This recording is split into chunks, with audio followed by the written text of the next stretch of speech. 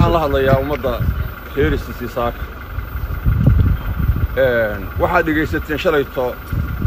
xabad joojin ay xalay ku dhawaaqeen systemkan waqooyi jooga wayaan xabadda waxaan ku joojinay bilaa shuruuda waxaan idiin sheegayaa hadalkaasi inuu been yahay oo uusan idin qusayn oo idinka laydiin sheegay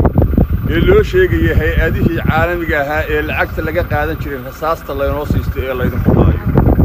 shantii subaxnimo ayaa magaaladii waxaa lagu soo bilaabay sida caadada ahayd madaafiicdii lagu garaaci jiray waxaa lagu soo qaaday weerarkii ku adkaa waxaa dhimashada iyo dhaawacu marayaa haddeerta tirabeel waxaana socda xabaddii ugu xumayd alaasey shantii subaxnimo iyadoo masaajidada lagu jiraana la soo bilaabay waxaan rabaa qodobkaas inaydinku kalsoomin ummadda Soomaaliyeed ee dawladda Soomaaliya ugu horeyso iyo dawladaha deriska iyo beesha caalamka iyo islaamkana waxaan u sheegnaa arrintaas inay tahay been cad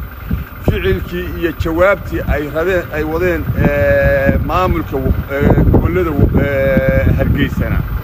ay saaka tii ugu xumayd ee xabadda ahayd ee duqaynta ahayd ay socoto taa intaasaan ka leeyahay hadalkaa idinka laydinma wadin hay-adihii lacagta laydinku laayo ee rasaasta lagu gurto laga qaadan jiray baa loo sheegayay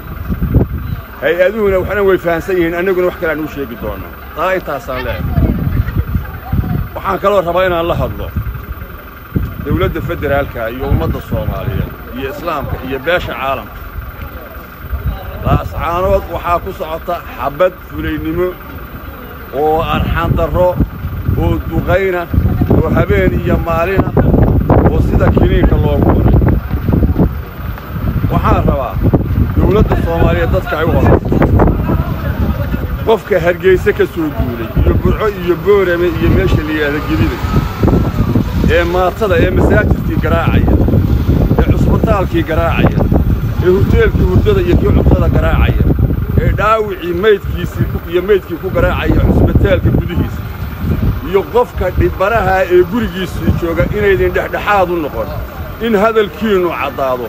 in warkiinu cadaado in waxa aad sheegi jirtaan madaxweyne waxa aad sheegaysaan la fahmi karo inaad oran kartaan cadayn kartaan qaladka meesha ka jira saasaan ummadda Soomaaliyeed iyo dawladda Soomaaliyeed noo sheegaya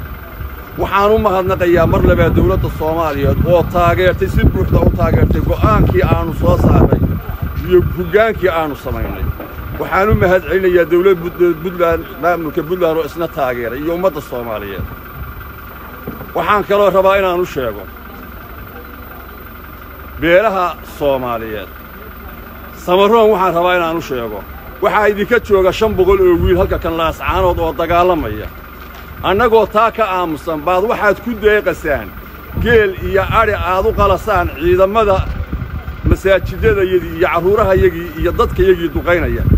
waynu ka xisaabtami doonaa ciise waxaan u sheegayaa ama Itoobiya jooga ama Djibouti jooga ama Ismaaciil Cumar Geele ahaado ama mid kale ahaado waxa aad ku jirtaan ee ilaa iga rabtaan inaad garba ugu samaysaan dulmiga oo aad isku raacsan tihiin ka caban mayno idinku ha cabanina marka xoogaa cafari ay wadadii yareeyay Djibouti ay jirtay ay bariidu ku soo weerarto oo aan Soomaali kale idinku imaanay maalin kasta 500 oo wiil oo daarood oo absamaha ay ku dhintaan bariito idinku Soomaalinimo ka hadlayo oo Soomaali ku muusanaabaya yaanaan idin arag waxaan u mahadcelinayaa golihii deegaanka ee maalintii dhaweyto hadlay ee maayarkii iyo ku-xigeenkii ee hadafkooda cadeeyay ee sheegay dhibta meesha ka jirta ee waajibaadkooda iyaguna ku qaatay aad baan ugu mahadcelinayaa waxaan kaloo rabaa inaan u mahadceliyo saraakiisha iyo ciidanka difaaca sharaftooda iyo dalkooda ku jira ee maalintii lixaad weerarka ku socdo ee difaaca magaalada waxaan leeyahay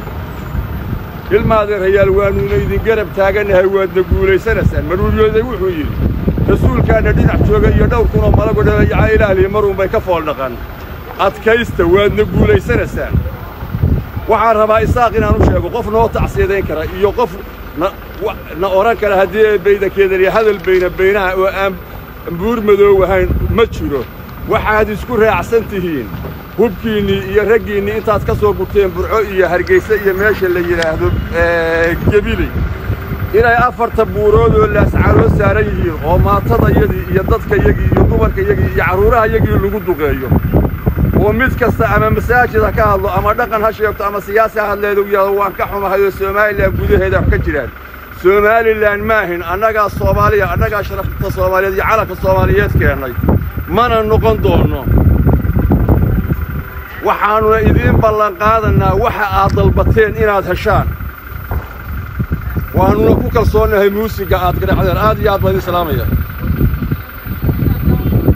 hadallada dicifnimada ee maangaabnimada ee jaahilnimada ee xaalad waaqiciya oo loog yahay oo muslim iyo gaal cid kasta ay og tahay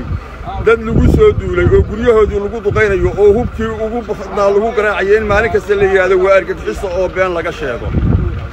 argagixiso waxaa systemka duqaynaya burco iyo hargeysa ka yimi hoteelada iyo MCA-yada iyo masaajidada iyo cusbitaalada duqaynaya kaasa argagixisaa